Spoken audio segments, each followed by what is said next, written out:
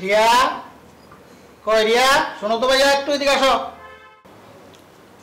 শোনো, ছোটবেলা বাবা মারা যাওয়ার পরে তোমাকে কুলে পেটে করে মানুষ করেছি, কিন্তু তুমি যা শুরু করছো তা তো আর নেওয়া যেতেছে না। এলাকায় মুখ দেখাতে পারতেছি না, রাস্তার মানুষ ছিছি করে।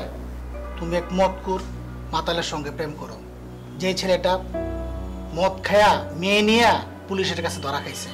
আবার যদি তোমাকে এরকম করতে দেখি, আবার যদি দুই ছেলের সঙ্গে ঘুরতে দেখি, তাহলে কিন্তু বাসার থেকে বের করে দেব।